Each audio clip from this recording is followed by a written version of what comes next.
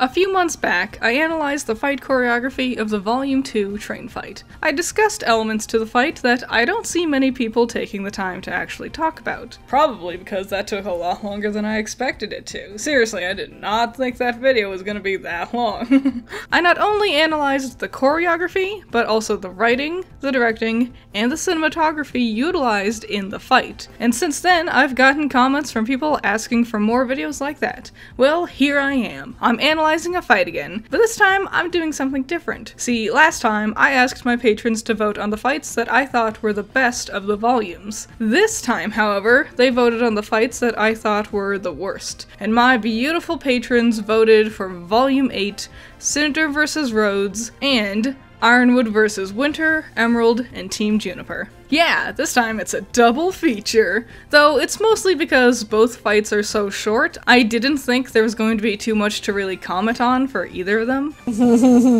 You were wrong. So I'm jamming them together for this video. Anyways, let's not waste any more time here. Let's start by diving into Cinder vs. Rhodes. Honestly, while I think this fight is one of the weakest for the volume, there's a lot of things I really love about everything that builds up to it. It's a nice touch that this all takes place at midnight. It's an easy way to allude to Cinder's fairy tale inspiration of Cinderella. And it's nice how it punctuates the scene with its chiming in the background leading up to their fight.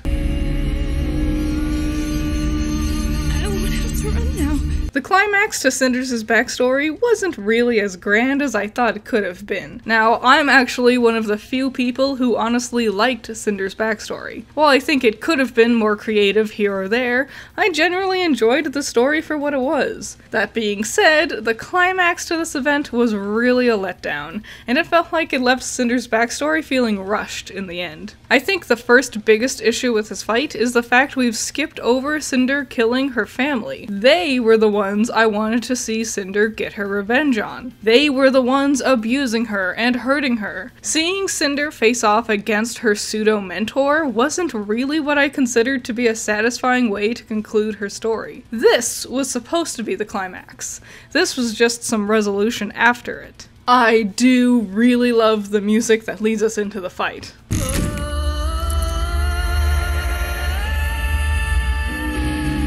That gothic wailing just puts this sense of dread inside of me. I also find it interesting that it's really similar to Weiss's operatic singing from her songs.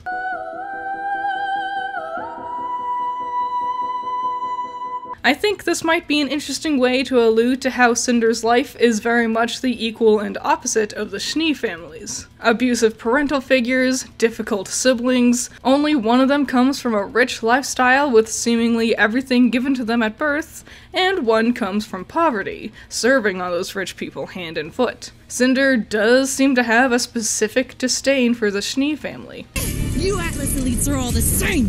It figures that a Schnee would be the last one standing, letting all her friends die first. This musical parallel helps to mentally connect the dots with this concept here. Honestly, the music in RWBY does a lot of the heavy lifting for the storytelling. I will say, the look on Cinder's face as she realizes Rhodes isn't as happy with her murders as she clearly expected him to be was really good. For a character like Cinder, who usually never really expresses herself other than goofy-looking villain smile or "I'm mad because I'm losing again," it's really nice seeing Cinder get to go through an array of emotions here. And this last emotion on her face does a fantastic job telling us what Cinder's mindset is going into this fight. She wants to kill Rhodes. Now, I'm pretty sure Rhodes' intention was never to kill Cinder here, only to stop her, maybe arrest her. However, Cinder has just proven to herself that the only way she can make a problem go away is if it's dead. Seeing as how, even with her sisters dead and the Madam's throat being crushed in Cinder's hand, Madam was still doing everything she could to hurt Cinder. Death was Cinder's only release of that pain. So in this moment, Cinder's basically trained herself to think death is the only option. It's actually something Cinder has alluded to before. You know, I used to be afraid of spies.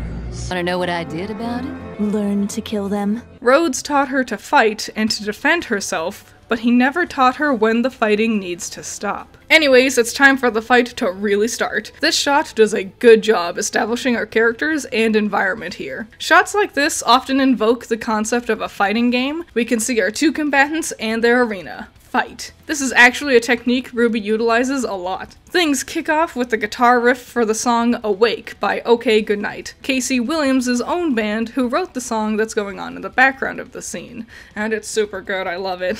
While I don't think the song is meant to be about Cinder specifically, the lyrics match the tone of this confrontation really well.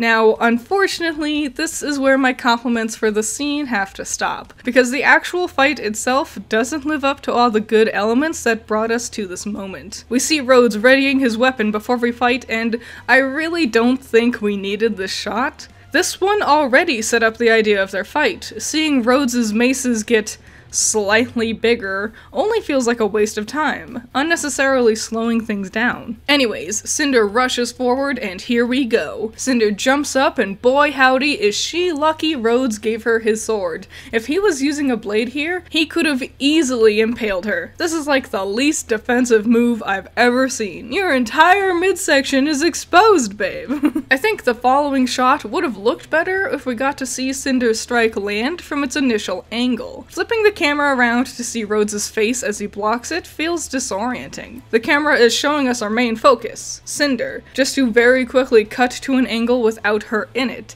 And now she's coming in from a different direction too. You really have to mentally readjust yourself when this sort of thing happens. And honestly, this happens a lot during this fight, and it's one of the reasons I have a really hard time actually remembering it. The location feels like it's constantly spinning, and I can't ever figure out where anybody is actually standing. While we're on the location, let's talk about the setting. Conceptually, I actually really like it. RWBY so often has its fights in big open spaces. This small, cramped storage space would be an interesting idea for a fight if they actually used it that way. No one ever jumps off of a wall. No one ever feels cramped in this space. Hell, Cinder's opening attack was to run forward 5 feet and then do a 6-foot vertical into the air. Despite being presented as a small space for this fight, it still feels as big and open as every other fight in the show. Playing around with this idea could have been a good way to show us how Cinder ultimately wins in the end. The room could be too small for Rhodes to fight at his full potential, and Cinder's thinner, smaller frame would have no issue moving around the space. But unfortunately, they never play around with this concept. On top of that, I really liked the idea of this room being very cluttered. There's some interesting things you could do here. Use that mirror as a shield, but then when it breaks, use the glass as makeshift throwing knives. Maybe there's more random weapons in here for either of them to grab. What if one of them knocked a bunch of things onto the floor and made it harder to run across the room? Unfortunately, nothing as creative as that ever gets used in this fight. Despite presenting such a cool idea for the environment of the scene, it doesn't get used in any way, and that is such a shame. To the point where even the bodies we saw in the beginning of the scene have been shuffled out of their way. Now, this is gonna sound pretty macabre, but I think they could have used the bodies in the scene to play an interesting role in their fight. If Cinder just charged forward and kind of trampled over their corpses, it could have helped hammer home how cruel Cinder truly is. On top of that, I think it would have been smart if Rhodes maybe tripped over one of their bodies, and then while being distracted with that would be how Cinder could have landed her final blow on him, showing us how Cinder uses people's emotions to her advantage. So, as Rhodes blocks her initial attack, Cinder plants one of her feet onto his legs, then uses the other leg to do a kick upwards, splitting his weapons apart. In real time though, it really doesn't look like Cinder's first foot landed on anything. It gives the impression Cinder just defies the laws of physics to do an extra mid-air kick. Maybe stronger shadows under her foot would have helped relieve this problem. Rhodes has time to retaliate and pushes her away with his mace. Cinder recovers very quickly from this blow, however, and charges forward as fast as she can. It's very apparent that Cinder's main advantages in this fight was her speed and the fact she's taking the most initiative in combat. Tactics she utilizes even into her adulthood. The two block some more blows from each other and Cinder slides around Rhodes' backside while she ducks under his maces. This is a good way to have characters switch sides of the screen without breaking the 180 rule. Rhodes does a huge downward swing with both of his maces, and as he's lowered from his strike, Cinder vaults herself up onto his back. She tries to take this opportunity to stab at his throat, but he has just enough time to block her sword with his weapon's hilt. All of this, from Cinder's initial jump into the air to her getting on his shoulders, took 6 seconds. And that is the biggest problem with this fight. While I'm massively disappointed that the environment wasn't better utilized for the scene, the speed is really what hurts this encounter. In an attempt to make Cinder look faster than Rhodes, everything just ends up playing way too quickly. Cinder and Rhodes' attacks and moves so far haven't been bad, but it all happens in a blink of an eye, so I can't even really see what's happening. An easy solution is to watch the fight at a slower speed, but that's not very fun, nor does it fix the root of the problem. I think if Rooster Teeth just put more frames in here to help the actions linger a bit longer on screen, it could have really helped elevate their fight scenes. Rhodes uses his steel skin to protect his neck, and Cinder uses her heating semblance to burn him instead. While I like how ruthless this makes Cinder look, I'm really disappointed this was the only time the two used their semblances at all during this fight. Cinder especially. Scorching Caress plays a big role in how Cinder fights in the future, and I think it would have been cool seeing her learn to utilize it in her combat during this scene. Though I also think Cinder using her fire more in general would have benefited the story. Personally, I was expecting her to burn down the glass unicorn, either on purpose or on accident, truly giving her the Cinders for her name. It is a nice touch that the story has already shown us what their semblances are before this point.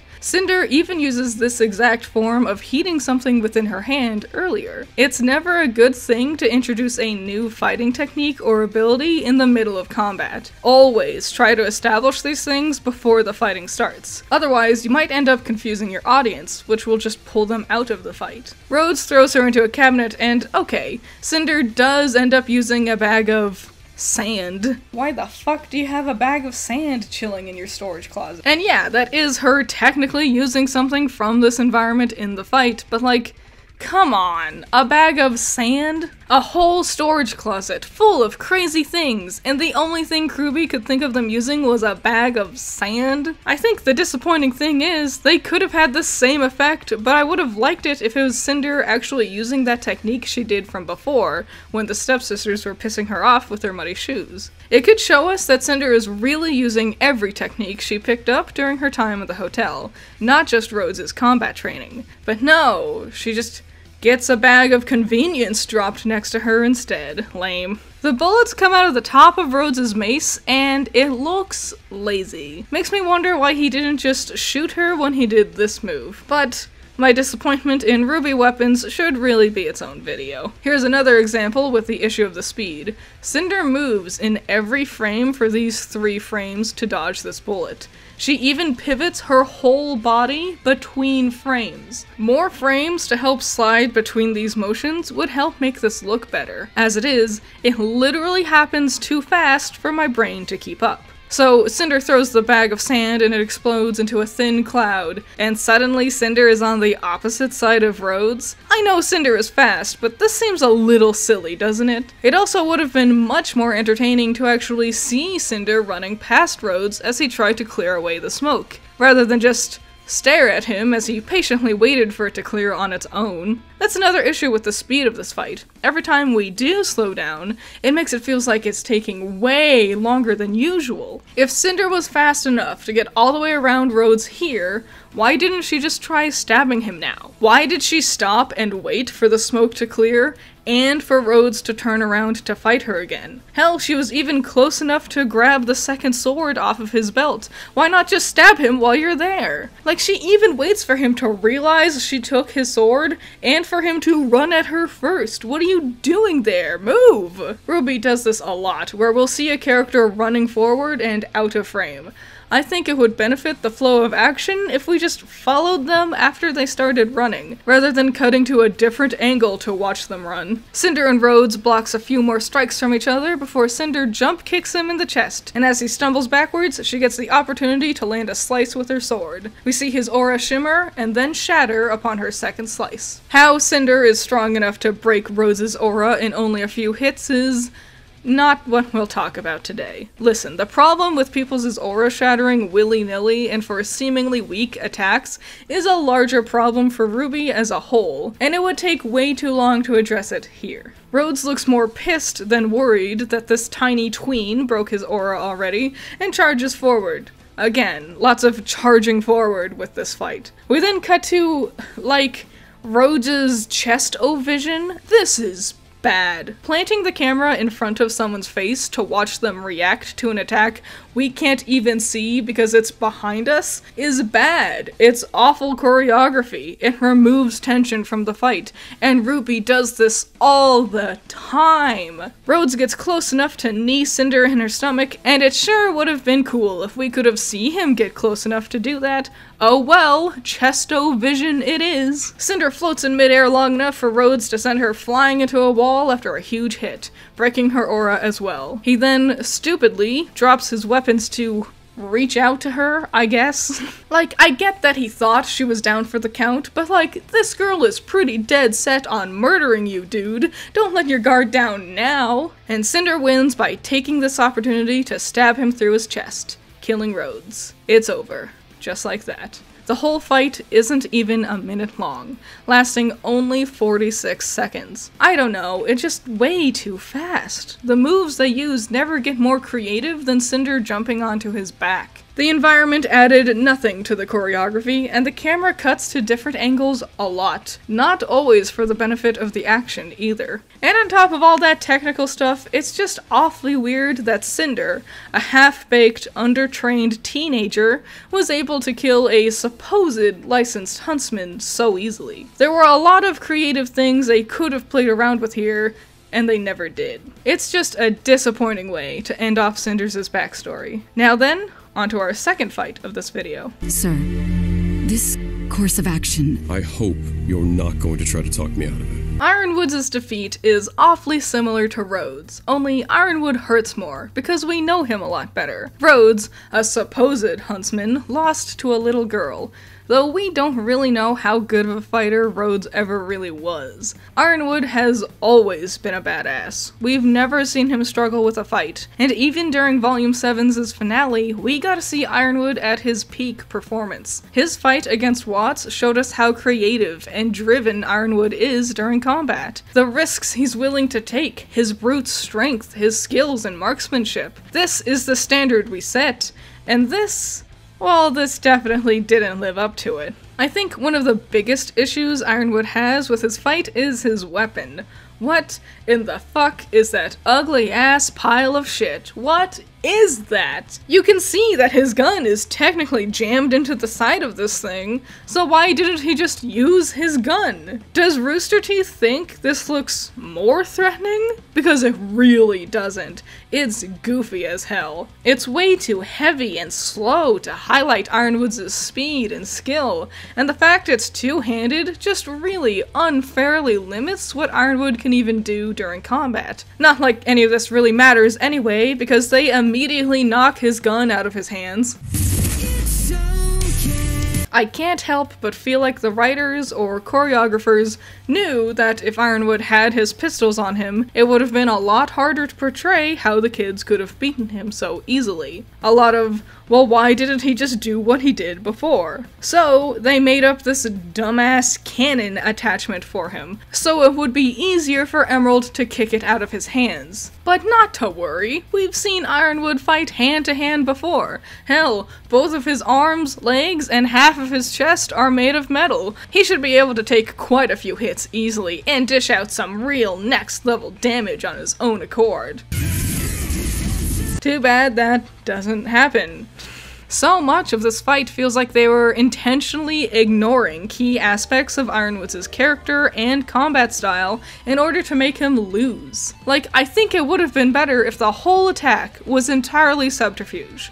One quick strike that knocks him out instantly. Catching him by surprise would be the only way I could imagine beating him, because you definitely can't outmatch Ironwood's brute force.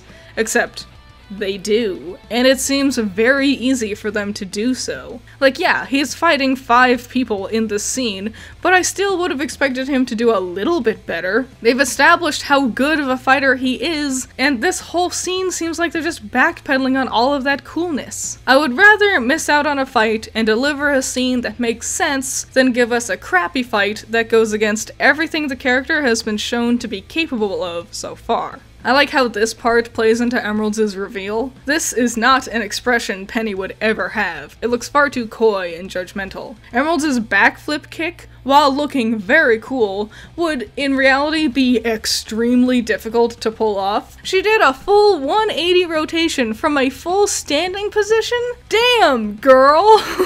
Before we get into the combat proper, I wanted to talk about the song in the background. I hate it. Not the song, necessarily, though it's not, like, super impressive or anything. It's fine. It's a fine song. No, this song in the background is Be Strong and Hit Stuff. A Nora song. Be strong and hit stuff.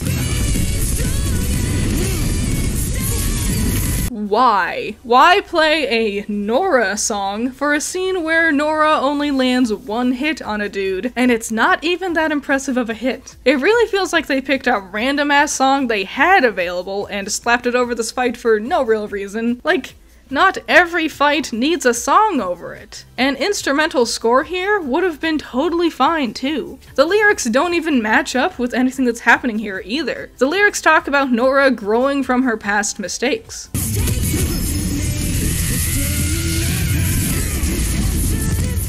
Dumb. It really didn't need to be over this fight. We then start up the Ruby classic, everyone fighting one at a time. Why have a whole ass team of 6 if they barely even work together? Why have everyone sit back and wait for their teammate to get wrecked before they even try to hit the bad guy? When it happens one at a time like this, it becomes really obvious to the viewer that this is a choreographed fight. Like watching actors waiting for their marks before moving. It's sloppy, and with the limitless potential of animation, it's massively disappointing to see. Ironwood dodges a couple of swings from Jean before grabbing Jean's arm. Ironwood doesn't even need to, like, try to grab Jean's arm. And Jean doesn't look all that surprised when it happens either. Jean has enough time to pull up his shield and push Ironwood away with his gravity blast, and Oscar runs in to replace him. At last, the rematch between Oscar and Ironwood. Last time they saw each other, the man shot him off of a 500-foot drop. What happens this time? How will they react? Well, they don't. The camera stays planted in the same angle for most of this volley against Ironwood, and it's dumb. This is the fight where the camera should have been cutting to close-ups of characters' faces to really see their reactions. Also, it might have helped hide just how choreographed this combat felt if the camera was a bit more active. Though, if it did move around a bit more, it would be a lot harder to hide the fact that most of the characters are sitting around doing nothing. See, they learned their lesson in Volume 5. If we can see a bunch of losers sitting around doing jack shit in the background of a fight, it really highlights how little effort went into the animation and choreography of the scene. So, RT learned that if you're going to do this, you have to hide all the other characters from the screen. The bad part is, that means the camera can't be very active or engage with the fight. Rooster Teeth plays around with the fully active camera and cinematography sometimes, and it seemed like they were getting to be more adventurous with it in recent volumes. This single angle shot isn't very impressive in comparison, and when the camera does try doing something creative and turn around the characters, it just does the same issue they had with Volume 5. A giant empty-ass landscape with the characters standing around doing nothing. Oscar lands a couple of blows to Ironwood's head, and I don't know why they didn't, like, punctuate that? Usually, Ruby fights use this giant bloom effect non-stop to highlight when a weapon moves or when it lands a hit. And usually I think they go a little overboard with that effect, like to the point where it obscures the characters. But I think having something here would have helped make it look right. Here it doesn't even really look like Oscar's cane hit Ironwood. It feels very flat. The only thing selling the fact that he's been hit are the sound effects. Ironwood punches Oscar away, and this shot really highlights how fucking boring this landscape is. Cinder vs. Rhodes was disappointing because they missed the potential of the interesting location. This fight didn't even try. They're a million miles away from anything that could have remotely been creative here. The edge of the landing, the airship behind them, even the fucking steps, they might as well be floating in an empty void with this flat, gigantic, boring location for a fight. Oh, some of you might be wondering why I'm not covering the Aesop's half of this scene. That's because I don't even count it as a fight. Because they don't fight. At all. Marrow freezes them before anything can really happen. And this swirly, lame shot of Crow and Robin bullying some robots is too short to count towards the scene as real combat. Also, cutting between these two encounters really hurt the flow of the action for both scenes. He just interrupts both fights and ends up making both scenes feel super disorienting. Hey kids, not in the mood to actually animate? Just make a blurry color swirl pop in instead. That'll do the trick. If you slow it down frame by frame, you can see that the blade of Renz's gun actually does only one rotation around Ironwood's ankle. Also, there's not even any green blur effect to cover up the fact that the wire just magically wraps around him a bunch of times between frames. As Ren zips him forward, we can see how Jean and Oscar have decided to just stop moving entirely. Ironwood also only does one kick to knock off Renz's wire, but like, how? We just saw that the intention was that it wrapped around his ankle several times, so it would take several kicks to unwind the wire off of him, right? Otherwise, that one rotation around his ankle really would have been the reason why he could kick it off so easily. Ironwood runs forward to punch at Ren. You know, another big issue with this fight is the fact Ironwood's literal only move is to just try to punch. He doesn't even try to shove them or a headbutt, not even a slap or anything. Also, the only punching technique he does is this straight ass forward punch. Throw a haymaker! I don't know, backhand someone, do something cool. Oh, sorry, I forgot. Ironwood's other A+ technique is to grab the wrist of someone and then try to punch them. Even though every time he does this in this fight, despite being point blank range next to the guys, his punch still doesn't work. The only hit that Ironwood has landed so far was against Oscar, and that was because he somehow squatted lower than him. What happened to having to do a full kneel just to be about eye level to Oscar? Now a half-hearted squat gets you below Oscar's eye line? This camera has only been placed here to hide the fact that they lowered Ironwood's model so far in order to make this punch actually land, because going back to change the choreography would have been too much effort. As the camera twirls around Ren, I'll give credit where credit is due. We can actually see Nora ascending to do her hit, with Winter behind her summoning her glyph. I just don't understand why everyone is so far away though. They're like 30 feet from each other. I thought when we started this fight, everyone was like only 10 feet away at most. Ren kick. Ironwood kick! Yeah, there we go. That's what I'm talking about. Just do something creative. Don't just do your lame punches. Ironwood turns around immediately towards Nora, making it almost seem like he already knew she was going to be up there. Remember what I said about actors waiting on their marks? Also, in this shot, Nora is misaligned with Winter's glyph before being situated in the center of it. I also don't understand what the point of this glyph assist was for. Is Nora charging up? From what? Did she equip electricity dust into her hammer and is now channeling it somehow? This shot implies Nora is charging herself up on her own, but that's not how her semblance works. Did someone else shoot her with an electric bullet or something? Did Kruby just forget that she can't charge herself up?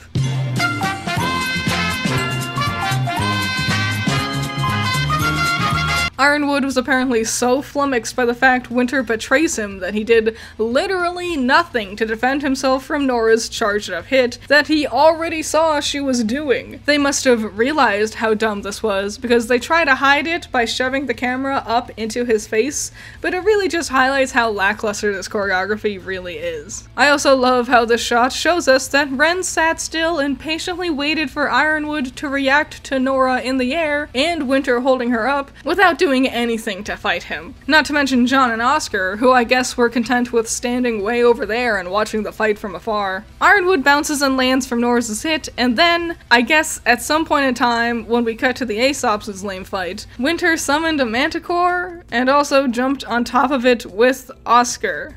Sure, why not?